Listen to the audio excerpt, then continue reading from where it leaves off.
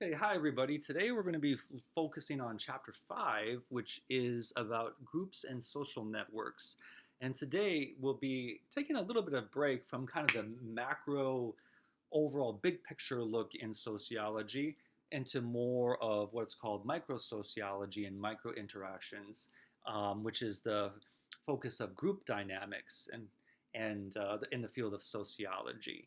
I'm going to be skipping this first slide. We'll talk about the strength of weak ties that the theorist Granovetter in the 1970s and 80s discussed. It's still a very powerful point and a powerful study that he conducted back then that has influenced other studies.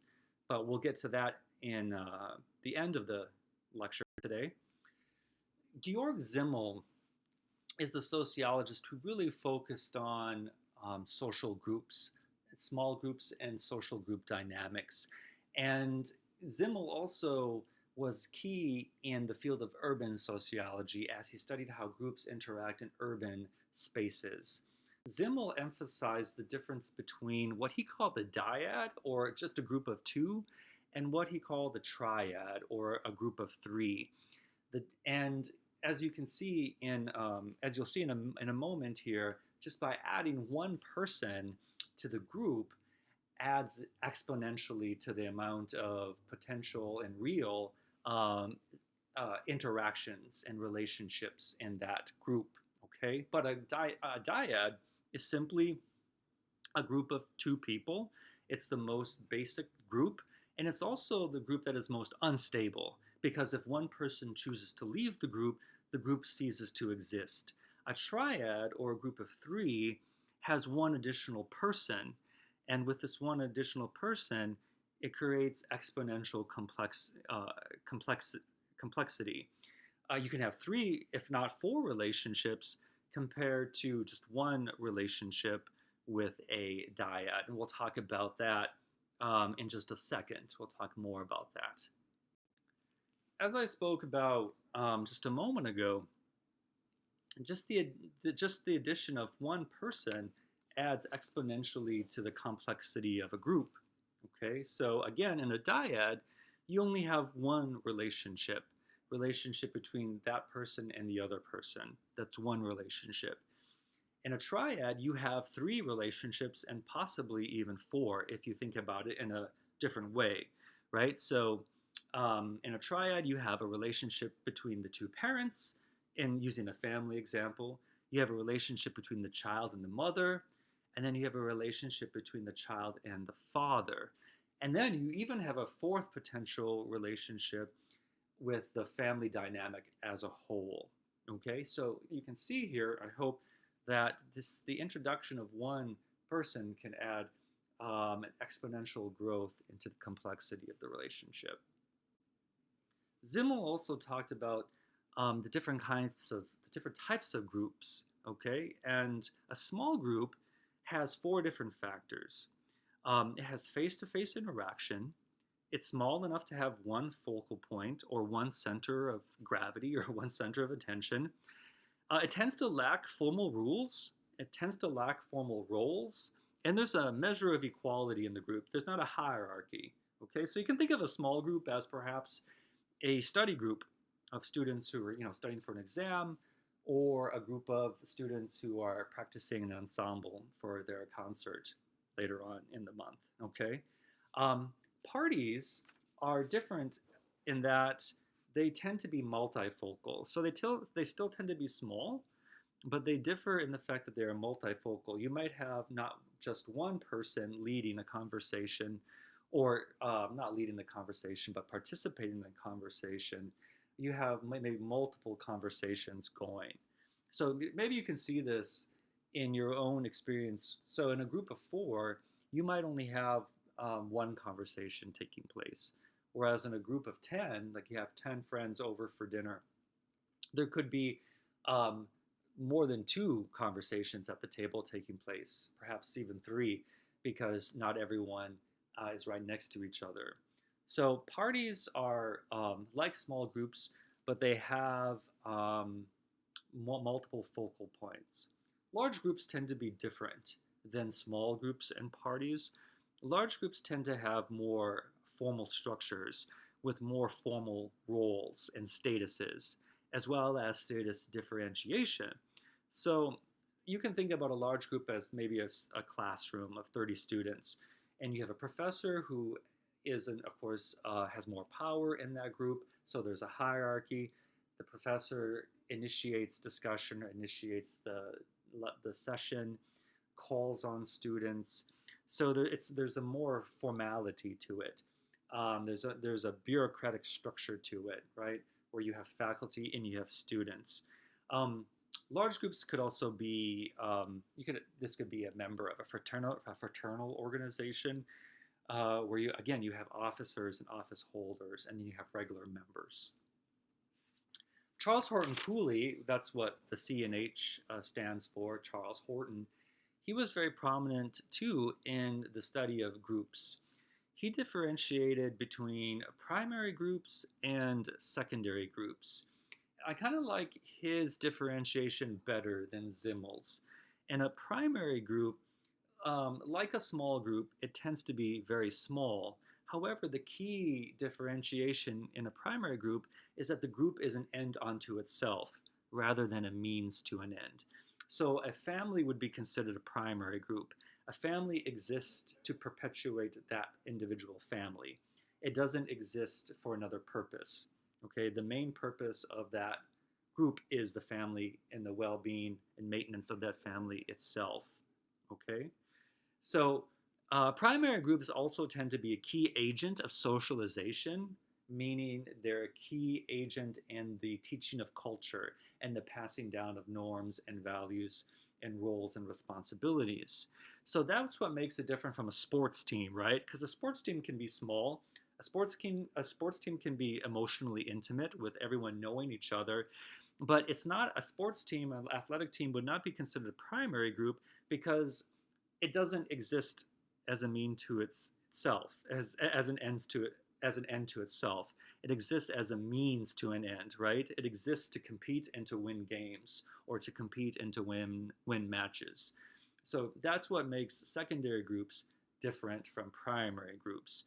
There tends to be less intimacy, and it exists as a means to an end, not an end in and of itself.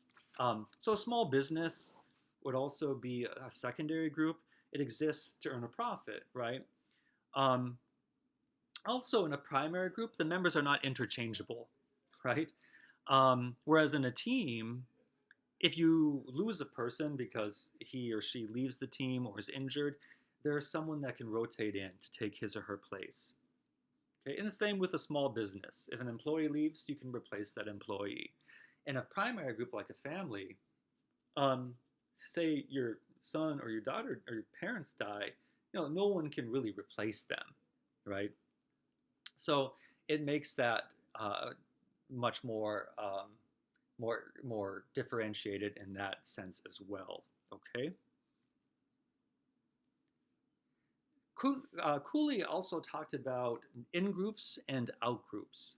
Okay, an in group is a group that you identify with, that you feel an emotional connection with, and as well as kind of an intellectual, spiritual, and emotional connection with.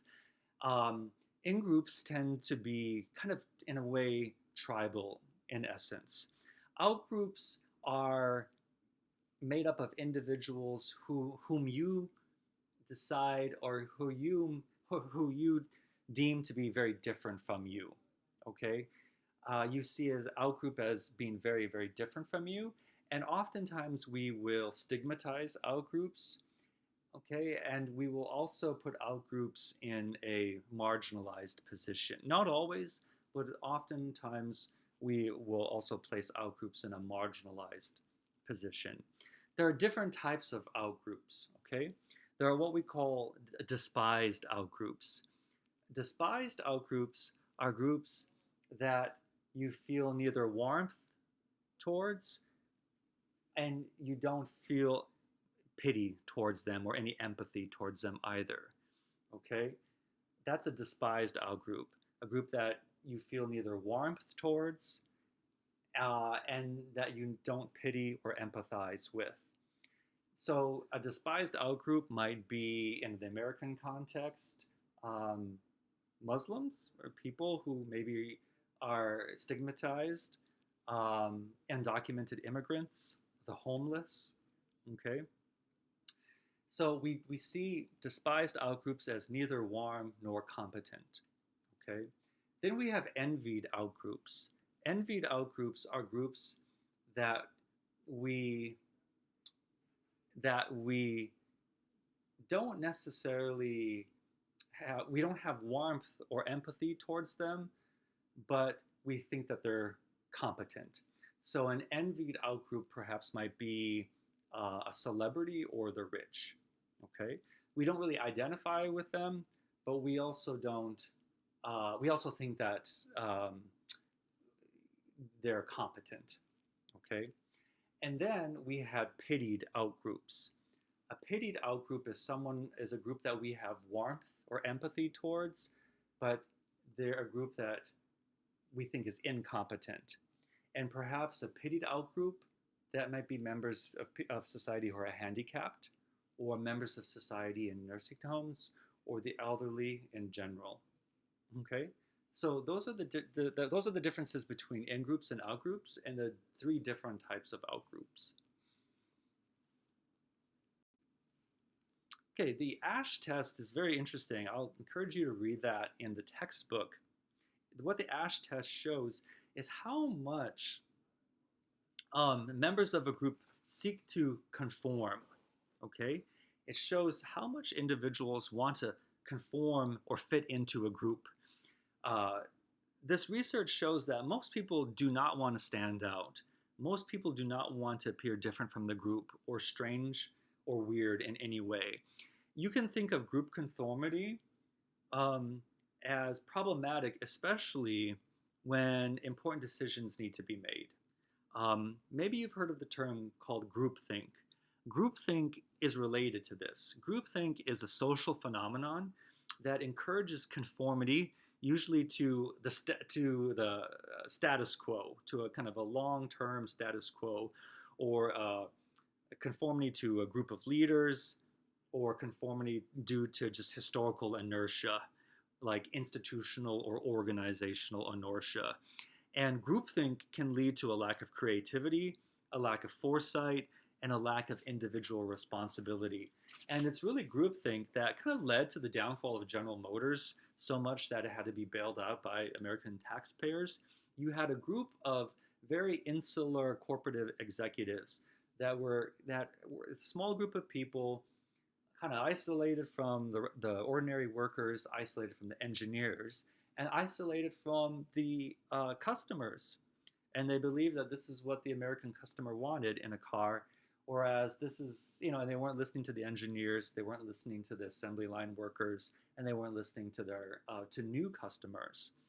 Um, and every company can kind of fall into this, or organization can fall into this kind of group thing. Kodak, the demise of Kodak is a great example of groupthink, kind of the failure of leadership to see what was on the horizon and to adapt to it. Um, the thing about Kodak was they actually developed the digital camera, but they failed to market it because their regular the old style of the camera with the regular film was so profitable for them until about the year 2000 that they really didn't want to push digital media and digital cameras on consumers, and that delay cost them dearly and lost market share eventually. You can also think of churches and congregations being um, being at the being at the mercy of this groupthink as well. You have leaders that don't see changes coming fast enough and kind of fail to change, and then the congregation suffers or even closes. Okay, so that's just a quick little example of groupthink and what Ash what Ash's what Ash's research showed regarding group conformity.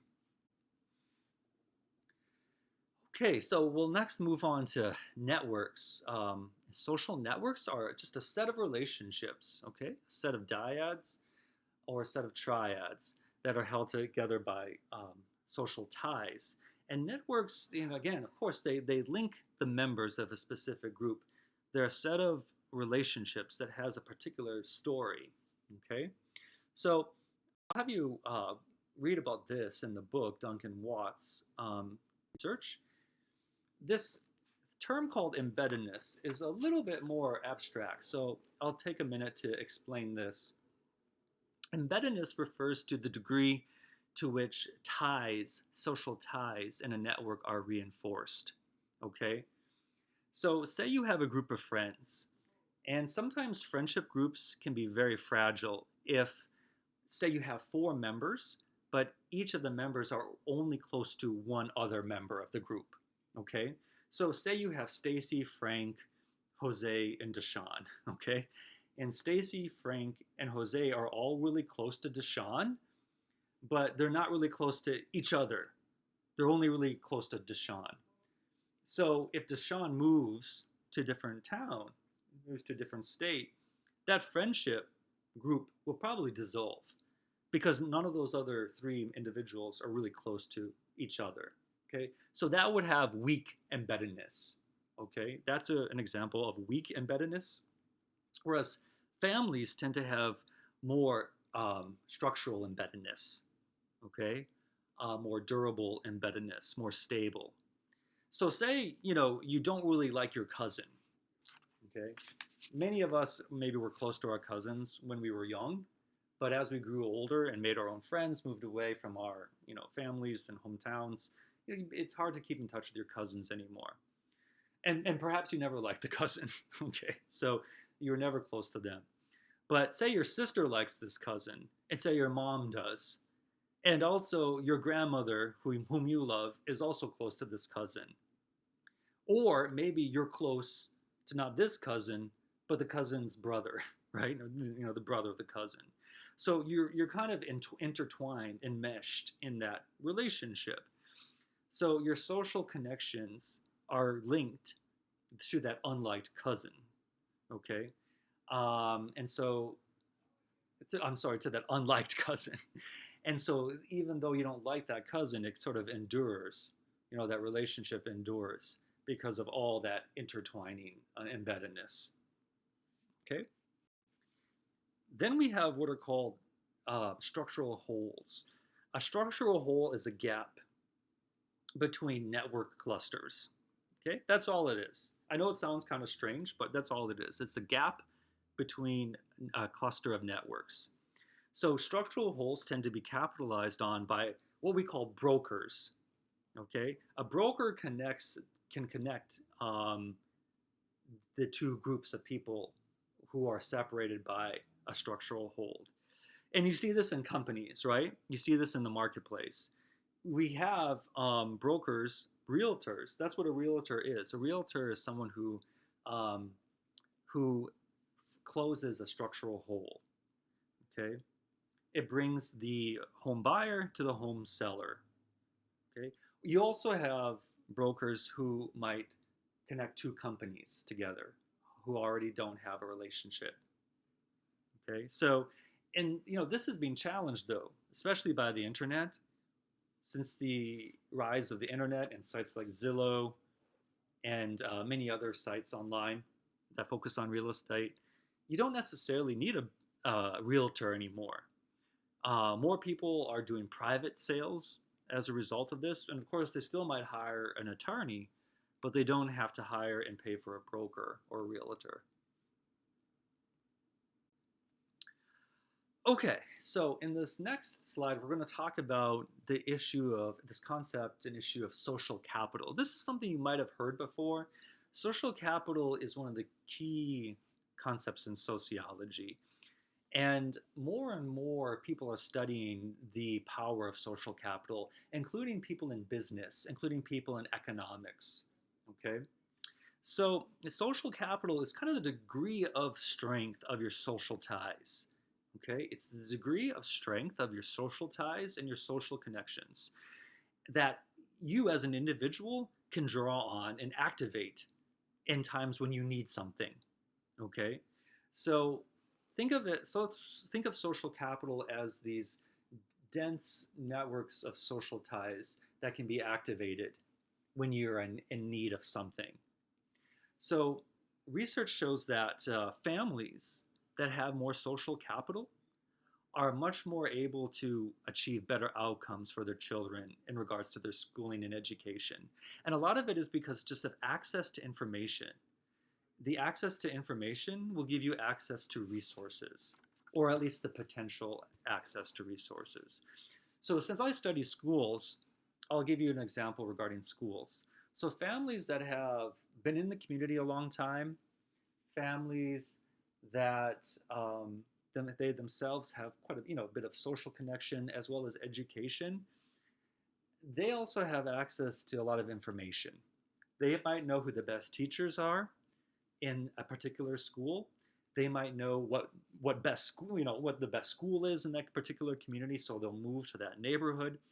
They might know of the best programs like International Baccalaureate program or Advanced Placement program. They'll know the deadlines to apply for slots in magnet schools or in gifted and talented programs. People with social capital have information to sort of work the system to their advantage. Okay, I'll enroll my child in this program to get this credential. I was able to meet the deadline because I knew that 3 months ago that this was the deadline to a social network person that I had contact with. Okay, so it's not even about school. So and educational advantage. Communities with stronger social capital have been shown to recover better from disasters. Um, we see this in some negative examples. All right, so many of you probably don't remember Hurricane Katrina, but for those of you who did, it was the most devastating natural disaster that hit the country in a very long time. And New Orleans struggled to recover from Hurricane Katrina in part because it has weak social capital. Historically, New Orleans has had a very high level of economic segregation, segregation in neighborhoods between rich and poor. It has a high level of racial segregation, and this tends to weaken social ties. Um, High levels of segregation, high levels of inequality tends to prevent strong social ties from emerging. Okay, uh, whereas communities that have stronger social capital, they are more resilient in times of crisis. Okay, and again, social capital isn't just about schools and neighborhoods and that, but that's part of it. Churches and religious or other religious congregations and other religious organizations often strengthen social capital of their, especially of their members. But those members are also scattered into the broader community where they have an impact. Other sites of social capital may be PTAs, parent teachers associations, neighborhood organizations, sports leagues, business improvement districts, or even the local pub or a local longtime restaurant where people in the community gather, or a bowling alley where people from from the wider community comes to that space and they develop social connections and relationships. Okay, unfortunately, research has shown that Fayetteville has weak social capital, and some of you might not be surprised by that. Fayetteville tends to suffer from weak social capital because it's a very transient community. You have a lot of people coming in and out of the community all the time because of the military.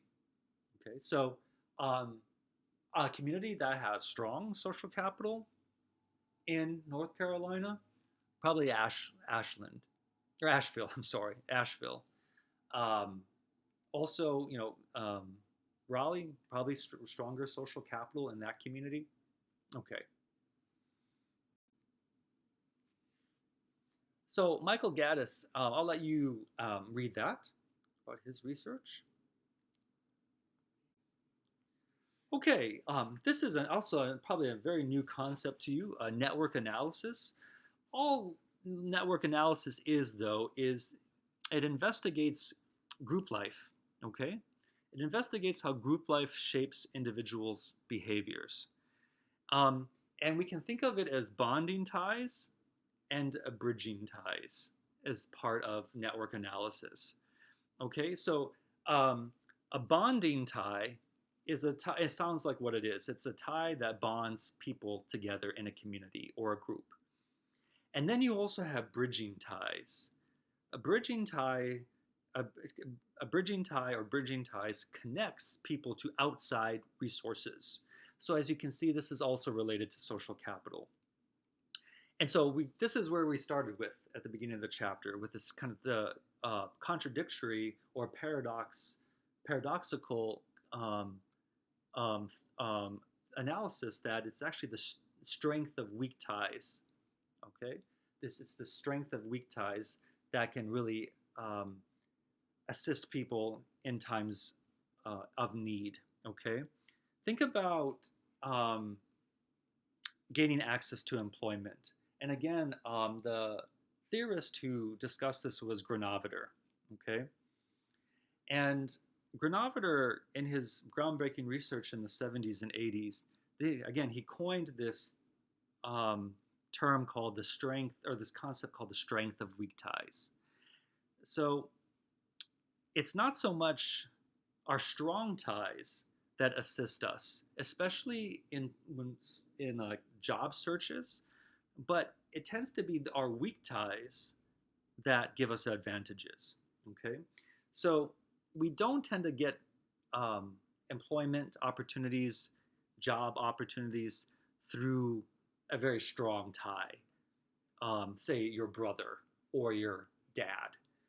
However, maybe your neighbor's brother's company is hiring, or your neighbor's brother's organization is hiring, and you find out about that position through that weak tie. You find out about that opportunity, or you learn about that opportunity because of that weak tie. Or you might learn about an opportunity from your professor's colleague who happens to be in Michigan and you're in North Carolina, but you know of this opportunity through another person that you know. All right, so that's what's called the strength of weak ties. And the more bridging ties people have, the more access to potential opportunities they will have. Okay, so I know that it's kind of paradoxical, but I hope that makes sense. I'm going to give you one more example in the strength of weak ties with a recent example with the Paycheck Protection Act that was passed by Congress to deal with the economic fallout from the pandemic. So, North Dakota, which is a very small state, less than 800,000 people, so smaller than Raleigh, it has received the largest amount of money from the federal government on a per capita or per person basis from the Paycheck Protection Act. Okay, businesses in North Dakota did very, very well in gaining access to federal money, okay, federal recovery money. And researchers have investigated this, and they've come to the conclusion that it was the Bank of North Dakota, which is not like Citibank, not like J.P. Morgan, which are a multinational, privately owned corporate bank that is only beholden really to its shareholders. The Bank of North Dakota was set up about 100 years ago.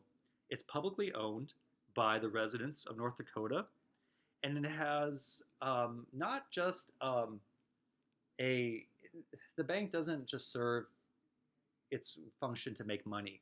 It also the function is to help stabilize businesses, individuals, and farms in the state of North Dakota. And so over this 100 years, the Bank of North Dakota has developed really strong relationships with community banks, with small community banks. So much so that they were able to get a head start, okay, on the applications for the Paycheck Protection Act money.